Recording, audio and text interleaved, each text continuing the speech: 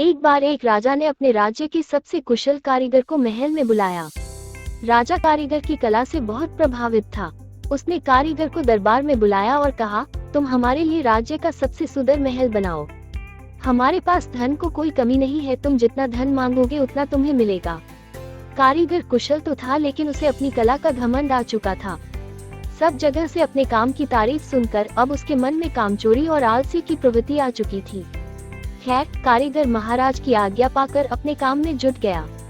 लेकिन थोड़े ही दिन बाद उसके मन में विचार उठा कि क्यों न रद्दी घटिया किस्म का माल लगाकर जल्दी से जल्दी महल का काम समाप्त करके मोटा मुनाफा कमा लिया जाए।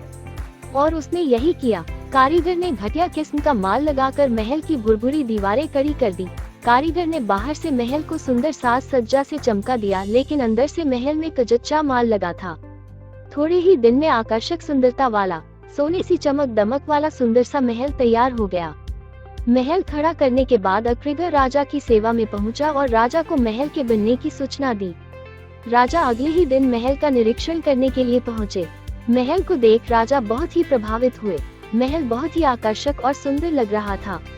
राजा ने कारीगर की बहुत प्रशंसा की और कहा, मैं तुम्हारी कुशलता से बहुत प्रभावित हूँ। इतने सुंदर महल निर्माण के लिए तुम्हें जो भी इनाम दिया जाए वो कम है। मैं सोच रहा हूँ इस अद्भुत कार्य के लिए तुम्हें क्या इनाम दिया जाए। फिर थोड़ा सोच विचार कर महाराज मुस्कुराए और बोले, लो तुम्हें यही महल पुरस्कार में देता हूँ। महाराज की बात सुनकर कारीगर हतप्रभ रह गया। उसे क्या मालूम था कि जिस महल को वो घटिया माल से बना रहा है वही महल एक दिन उसे इनाम में मिल जाएगा। राजा महल का निरीक्षण कर और महल को कारीगर को इनाम में देकर चले गए। कारीगर अपने किए पर मुंह छिपाकर रोने लगा। इनाम की लालच में कारीगर का बनाया गया खोखला महल उसी के हत्थे चढ़ गया।